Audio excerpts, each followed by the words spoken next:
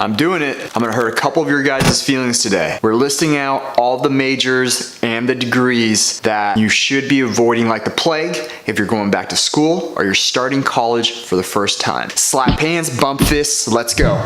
Good to see all your smiling faces again. Now, my name is Kai, and just in case you don't know a little bit about my background, aside from real estate investing and then the whole retiring early mindset and actions type of stuff, I actually spent 5 or 6 years in higher education as a consultant and contractor, helping the faculty, the systems, and students get the most out of their education, persist, and graduate. So between my old profession and my actual personal education, I've spent a lot of years in the higher education arena. But before we get into it, if this is your first time on the channel and you're interested in videos about the mindset and the actions of moving towards early retirement, or you want to learn more about real estate investing or anything that can help you get out of that 9-to-5 grind, consider subscribing right here or just hitting that big red subscribe button just down below. Today's going to just be a really quick and dirty video.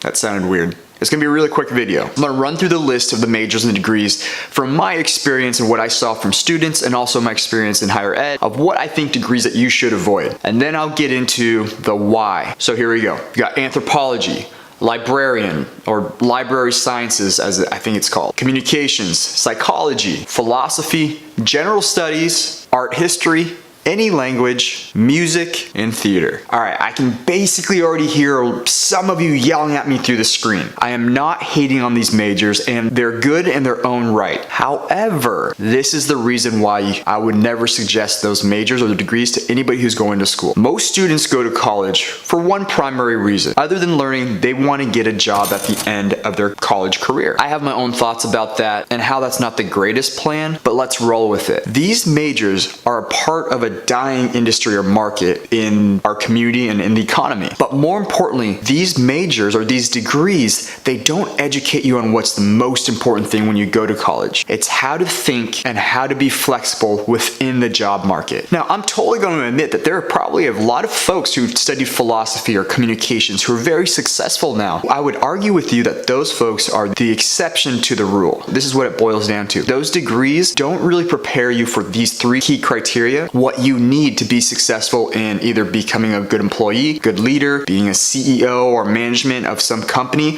or even starting up your own business. It's 1, it's critical thinking. 2, being able to analyze something with a mathematical or scientific mindset. And then 3, being solution focused, not problem focused. And those are the 3 skill sets that will take you further in your career path or in your endeavors in side hustling or your business than any other skill sets that I've seen. And I am not saying that a philosophy major or is less important than a mathematics major. That's subjective, and it's what is interesting to you. But I can tell you objectively, it's more challenging to go out in today's society and be able to move from position to position, career field to career field, or even start up a business, let alone investing, if you don't have the basic understandings and the mindset of how to work through problems like you do in a math class or a physics class. And in today, when there's so much news and so much information that's hitting us, it's more critical that we are able to analyze data and sift through the information and make our own calculated and educated decisions. So when you go to college, use this college opportunity to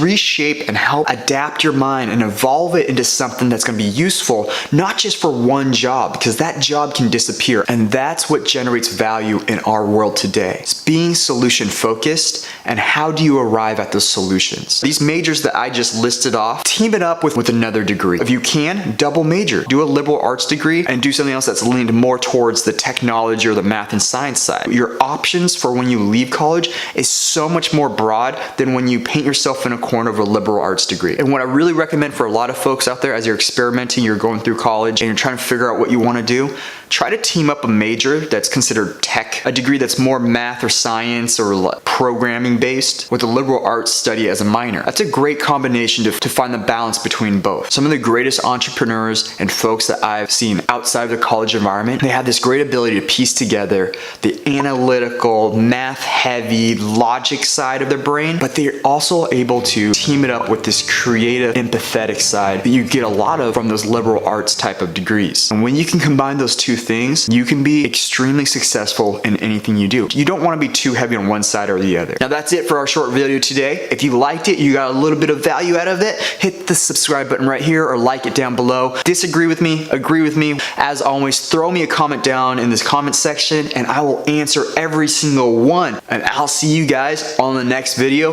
Peace out.